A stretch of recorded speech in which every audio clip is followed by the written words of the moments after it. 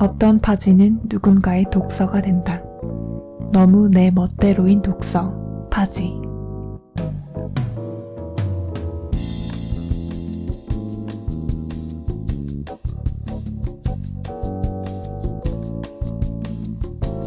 안녕하세요. 너무 내 멋대로인 독서, 파지의 첫 화입니다. 저는 보쉬이고요. 첫 화를 맞아 여러분에게 작은 체면을 걸어보며 대장정의 시작을 함께 해보려 합니다. 저는 국가기술 최면술사 자격증이 있거든요. 자, 우선 눈을 감아주시고요. 혹여 운전 중이시거나 업무 중인 척, 공부하는 척, 기타 등등의 이유로 눈을 감을 수 없으신 분들은 마음의 눈을 감아주셔도 좋습니다. 나는 10일, 20일, 30일마다 파지를 듣는다. 이것은 제 본심을 녹여본 농담이고요. 다시 한번 마음의 눈을 감고 떠올려 보세요. 떠올려 보세요. 당신이 어린 시절 살던 집을, 그 집의 장판과 벽지 무늬를, 당신의 눈높이가 얼마나 낮았는지 방을 쭉 둘러보세요. 학교도 다니지 않는 어린 당신이 보호자를 기다리고 있습니다. 당신은 손에 무언가를 쥐고 있습니다. 또는 들고 있거나 끌고 있을 수도 있습니다. 그것은 당신이 가장 아끼던 물건입니다. 떠올려 보세요.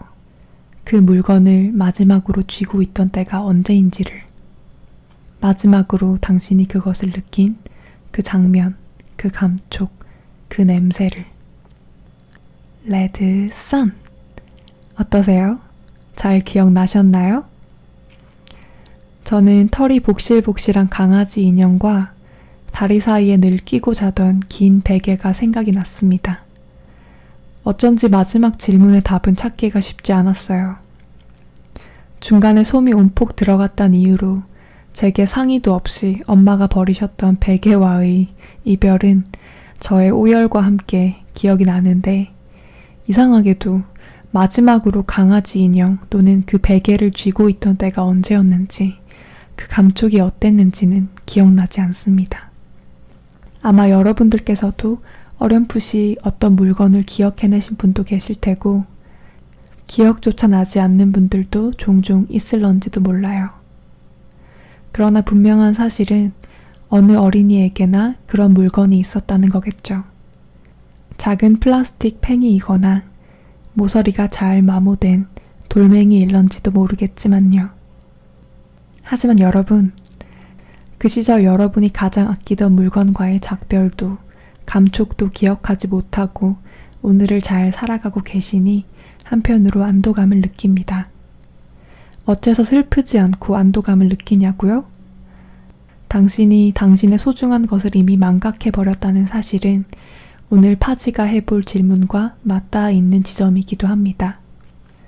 오늘 파지는 우리의 기억이 작동되는 방식에 대해 묻고자 합니다. 플라톤의 국가에서는 고대 그리스인들이 죽은 후에 건너게 된다고 믿었던 망각의 강 레테에 대한 이야기가 나옵니다. 망각의 강을 건너면 죽은 영혼들은 삶에서의 기억도 진리도 잊고 망각의 상태로 다시 환생한다고 믿었다고 하죠.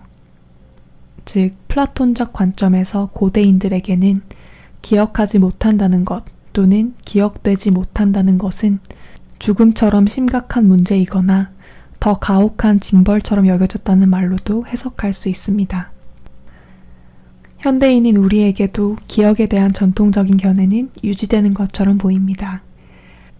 하나는 기억이라는 하나의 커다란 창고에 나의 의식들을 넣어두고 필요할 때에 기억수를 통해 꺼내어 활용하는 것일 테고요. 두 번째로는 오래된 문서보관소나 박물관처럼 역사로서 기억을 바라보는 관점입니다.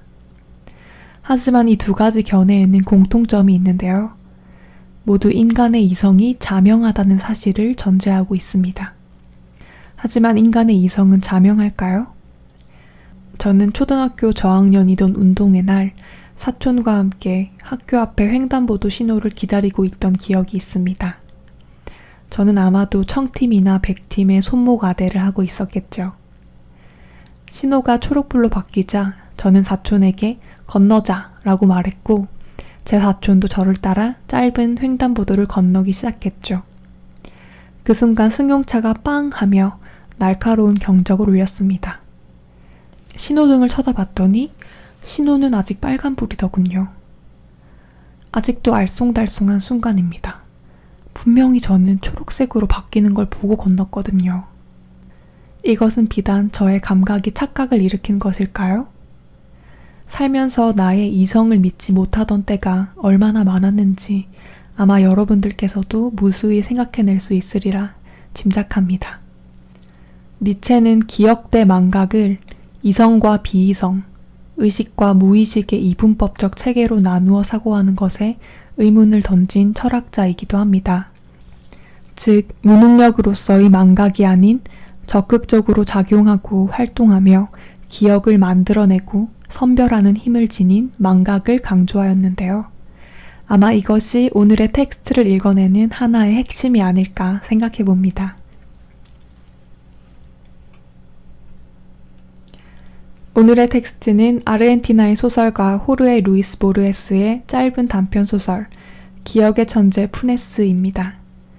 보르헤스는 움베르토 에코의 장편소설 장미의 이름에 나오는 호르헤 수사의 모델이 되기도 한 인물입니다. 박식하고 무한한 도서관의 작가랄까요? 기억의 천재 푸네스는 1942년 최초 출판되었으니 거의 80년이 되어가는 멋진 소설입니다. 시중에는 미음사를 통해 출판되고 있으며 총 2가지 번역이 있습니다. 미음사에서 보르헤스 전집으로 나오는 작품은 송병선 선생님이 번역하셨고 세계문학 전집으로 나오는 작품은 황병화 선생님이 번역하셨습니다. 저는 송병선 선생님이 잡지 외국문학 1993년 가을호에 최초로 번역하실 때의 작품으로 읽어보려 합니다. 그게 조금 더 부드럽고 제 마음에 와닿았다 할까요? 만일 여러분께서 전문을 읽고 싶어서 책을 빌리거나 구매하실 때에는 최근의 2 번역을 여러분이 선택해서 보실 수도 있으니 더 재밌을 것 같습니다. 무엇보다 최초의 번역은 기억의 천재가 아닌 기억의 왕 푸네스로 번역하고 있어 더 흥미롭달까요? 1인칭 관찰자 시점으로 쓰인 이 소설은 아버지를 따라 방학마다 시골 별장에 놀러가곤 하던 나가 프라이벤토스라는 한 시골에서 만난 소년 이레네오 푸네스에 대해 기록한 소설입니다. 주인공인 나는 몇 년 만에 프라이벤토스에 다시 방문하여 자신의 사촌에게 그 특이한 가우초 소년, 즉 원주민 소년 푸네스에 대해 묻지만 그가 말에서 떨어지는 사고로 꼼짝없이 침대에 누워 지낸다는 소식을 듣습니다. 당시 허영심에 가득 차있던 나는 라틴어를 공부할 요량으로 자신에게 벅찬 라틴어 책 등을 몇 권 들고 그곳을 방문한 상태였습니다. 그런데 전신마비의 푸네스가 그에게 라틴어 책을 몇 권 빌려달라고 부탁을 해서 그는 어디 할 수 있으면 해보라지 하는 마음으로 2권을 빌려줍니다.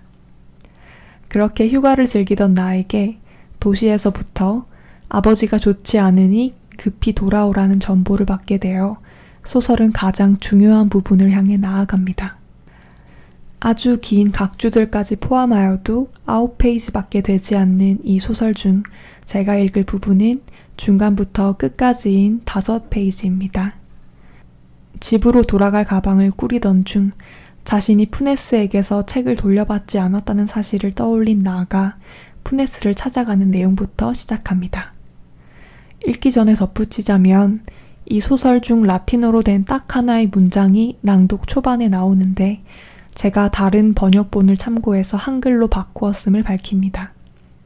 또 작가가 의도적으로 괄호 안에 표기한 부분은 제가 음정을 낮추는 음향 효과를 통해서 구분하였음을 밝힙니다. 그럼 낭독을 시작해보죠. 기억의 왕 푸네스, 호르헤 루이스 보르헤스, 송병선 옮김. 여행 가방을 꾸리면서 나는 시작법을 위한 발걸음과 박물지의 제1권이 없음을 알았다. 사투르노호는 다음날 아침에 출항할 예정이었다. 그날 밤 저녁을 먹은 후 나는 푸네스의 집으로 발길을 돌렸다. 나는 밤 기온도 낮의 더위만큼 더울 수 있다는 사실에 놀랐다. 허름한 오두막집에서 푸네스의 어머니가 나를 맞아주었다. 그녀는 나에게 이레네오는 안쪽 방에 있으며 그 방이 불이 꺼져 있는 것을 이상하게 생각하지 말라고 말하면서 이레네오는 촛불을 켜지 않은 채 정체된 시간을 보낼 줄 안다고 덧붙였다. 나는 타일이 깔린 정원과 조그마한 복도를 지나 둘째 정원에 도착했다. 그곳에는 포도 덩굴이 하나 있었는데 그래서 더욱 짙은 어둠이 깔려 있는 것 같았다. 나는 갑자기 이레네오의 크고 비웃는 듯한 목소리를 들었다. 그 소리는 라틴어로 말을 하고 있었으며 어둠 속에서 들려오는 그 목소리는 한가롭고 즐겁게 연설문이나 기도문 또는 주문 같은 것을 말하고 있었다. 흙으로 된 정원에 로마의 말이 울려 퍼지고 있었다. 순간 나는 공포에 질려 그 말을 이해할 수 없었으며 그 말은 끝이 없는 것 같아 보였다. 그날 밤 긴 대화를 나누는 도중에 이 말들이 박물지의 7책 24장에 나오는 첫 구절이라는 것을 알았다. 그 장의 주제는 기억이었으며 마지막 말은 따라서 한 번 들었던 것을 정확하게 반복할 수는 없다 였다. 음성을 전혀 바꾸지 않은 채 이레네오는 나더러 들어오라고 말했다. 그는 간이 침대에서 담배를 피우고 있었다. 나는 여명이 밝아올 때까지 그의 얼굴을 보지 못했던 것 같다. 담배가 순간적으로 빨갛게 타들어갔던 것이 기억난다. 그 방에는 어딘지 모르게 눅눅한 냄새가 났다. 나는 자리에 앉아 전보의 내용과 아버지의 병환에 대해 되풀이하여 말했다. 이제 나는 내 이야기의 가장 어려운 부분에 다다르고 있다. 이것은 독자가 미리 알고 있는 것이 좋을 것 같은데 이미 반세기 전에 나누었던 대화의 줄거리에 불과하다. 나는 지금은 사라져버린 그의 말을 그대로 재생하려고는 하지는 않을 것이다. 나는 이레네오가 내게 말한 많은 것들을 거짓 없이 요약하는 게 더 나을 것이라고 생각한다. 간접화법은 이러한 진실을 나타내는데 미덥지 못하고 약하기 때문에 내 이야기의 효율성을 희생시킨다는 것을 알고 있으며 따라서 독자들은 그날 밤 나를 압도했던 토막난 그 시간들을 상상해 주기 바란다. 이레네오는 라틴어와 스페인어로 박물지에 기록된 경이적인 기억력의 사례들을 열거하기 시작했다. 이를테면 페르시아의 왕 시로는 자기 군대에 있는 모든 병사들의 이름을 부를 줄 알았으며 미트리다테스 에우파토르는 자기 제국에서 사용하는 22개의 언어로 법을 집행했으며 기억술의 창안자인 시모니데스, 단 한 번 들은 것을 정확히 반복할 수 있는 기술을 직업으로 삼은 메트로도로 등의 예를 보여주었다. 그는 분명히 이러한 사례가 경이롭다는 사실에 스스로 놀라워하고 있었다. 그는 내게 자기가 그 푸르스름한 말에서 떨어지던 비 내리던 그날 저녁까지만 해도 모든 사람이 그러하듯 장님이요, 귀머거리요, 얼간이 같았고 건망증이 있었노라고 말했다. 나는 그가 시간을 정확히 알고 있었으며 사람 이름을 잘 기억했다는 것을 상기시켜 주려고 노력했지만 그는 내 말에 주의를 기울이지 않았다. 19년 동안 그는 꿈을 꾸듯 살아왔는데 보지 못한 채 보았으며 듣지 못한 채 들었으며 모든 것, 거의 모든 것을 잊어버린 상태였다. 말에서 떨어질 때 의식을 잃었으며 의식을 회복했을 때 현재는 참을 수 없으리마치 풍요롭고 산뜻했다. 그리고 가장 오래되고 사소한 기억도 명확히 되살아남을 느꼈다. 또한 잠시 후 그는 전신이 마비되었음을 알았다. 그러나 그 사건은 그에게 그리 중요한 일이 아니었다. 그는 자신이 움직일 수 없게 된 것은 최소한의 대가라고 합리화했다. 느꼈다. 지금 그의 지각과 기억력은 확실한 것이었다. 우리가 한눈에 알아볼 수 있는 것은 탁자 위에 있는 3개의 컵 정도이지만 푸네스는 포도 덩굴에 있는 모든 싹과 가지와 과일들을 감지할 수 있다. 그는 1882년 4월 30일에 동틀 무렵 남쪽 하늘의 구름 모양을 알고 있었으며 기억 속에서 그 구름을 단 한 번 본 스페인식 장정으로 된 책의 줄무늬 디자인과 케브라초 전투의 전야에 리오 네그로 강에서 어떤 노가 일으킨 물거품의 모양과 비교할 수 있었다. 이러한 기억은 단순한 것이 아니라 각각의 시각적 이미지는 근육이나 체온 등의 감각과 연결되어 있었다. 그는 모든 꿈과 선잠 속에서 본 모든 것들을 재구성할 수 있었다. 두어 번에 걸쳐 그는 하루 전체를 재구성했는데 그러면서도 전혀 머뭇거림이 없었다. 이러한 재구성은 하루 종일이 걸렸다. 그는 나에게 이 세상이 생긴 이래 모든 인간이 가졌을지 모르는 기억보다 더 많은 것들을 나 혼자 지니고 있습니다. 라고 말을 했다. 그리고 내 꿈은 당신들이 깨어있는 상태입니다. 라고도 했다. 또한 새벽녘에는 선생님, 내 기억은 쓰레기 하치장과 같습니다. 라고도 말했다. 어떤 칠판에 그려진 원주와 직각 삼각형, 마름모꼴은 우리가 완전히 파악할 수 있는 형태이다. 이레네오에게는 이와 똑같은 현상이 어떤 망아지의 헝클어진 갈기, 부엌칼에 묻어있는 가축의 털, 너울거리는 불길과 무수한 재, 기다란 장의실에서 형상화되는 죽은 사람의 수많은 얼굴 등에서 나타난다. 그는 이와 같은 것들을 나에게 말해주었고 나는 그 당시나 그 후에도 이러한 것을 의심해보지 않았다. 그 당시에 영사기사나 추금기사가 없었다고는 하지만 아무도 푸네스 같은 체험을 해보지 않았다는 것은 거짓말 같았으며 믿을 수 없는 얘기였다. 우리는 흔적을 남길 수 있는 모든 것에 흔적을 남기면서 살아가고 있다. 아마도 우리 모두는 우리 자신이 죽지 않으며 조만간에 인간이 모든 것을 할 것이고 모든 것을 알 것이라는 사실을 깊이 인식하고 있는 듯하다. 푸네스는 어둠 속에서 계속하여 말을 했다. 그는 1886년경에 독창적인 수체계를 고안했는데 며칠 안에 그 숫자가 24,000개를 넘었었다고 말했다. 그는 이러한 것들을 써놓지 않았는데 왜냐하면 한번 생각한 것은 그의 기억에서 지워지지 않기 때문이다.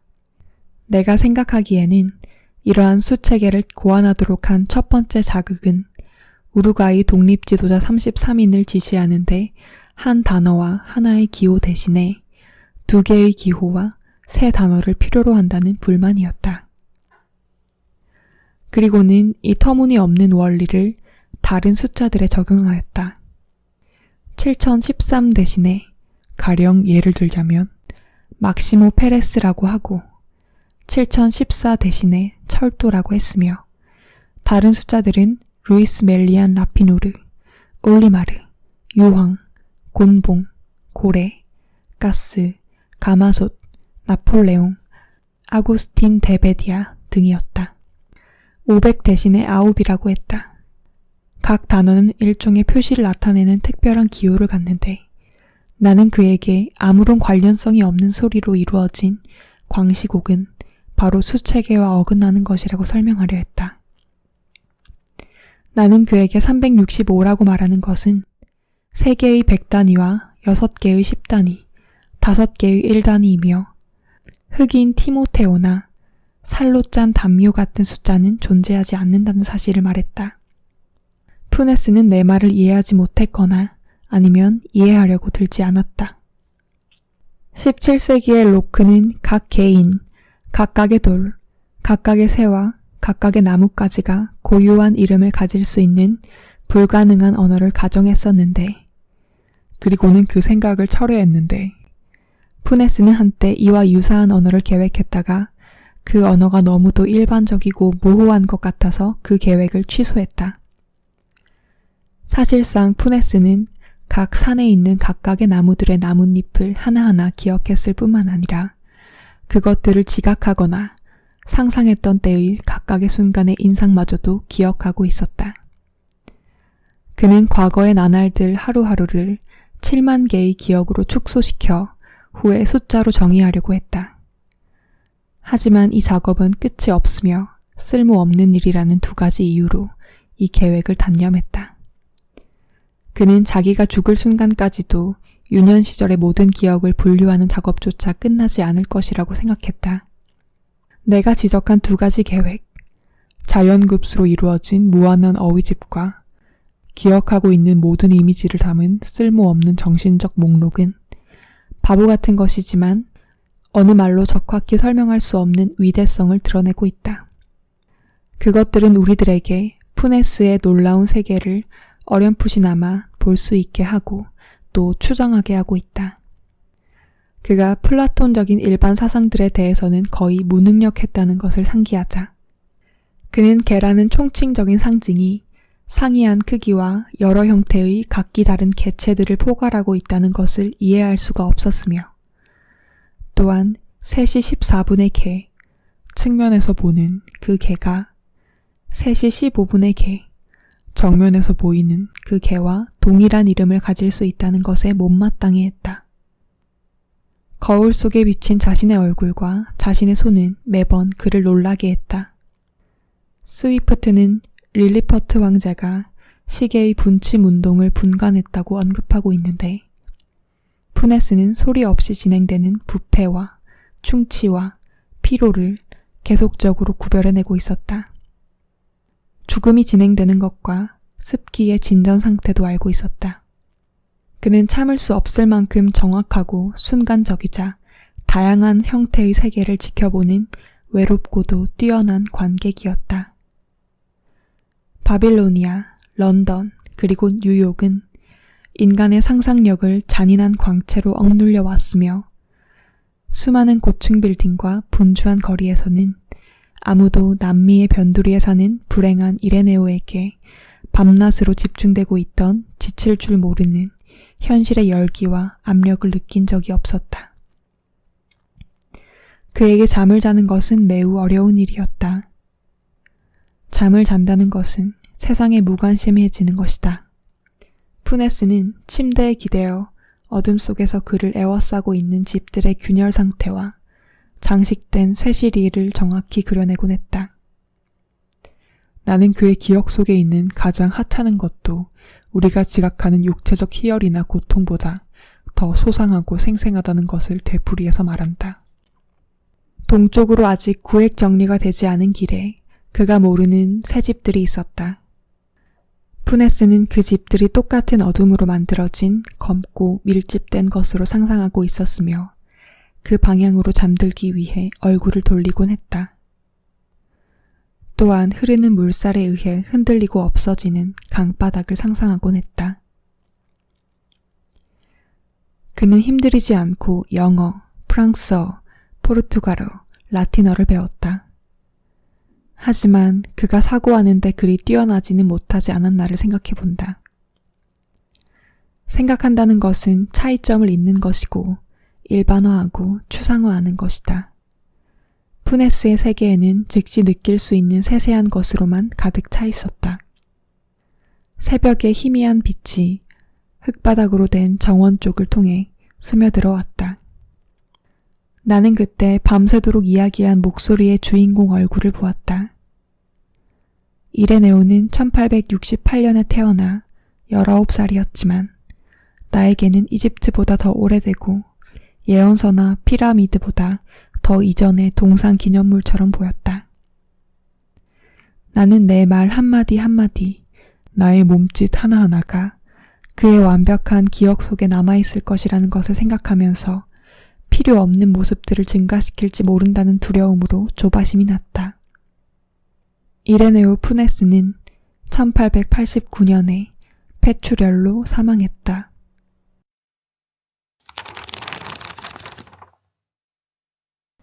어떻게 들으셨나요?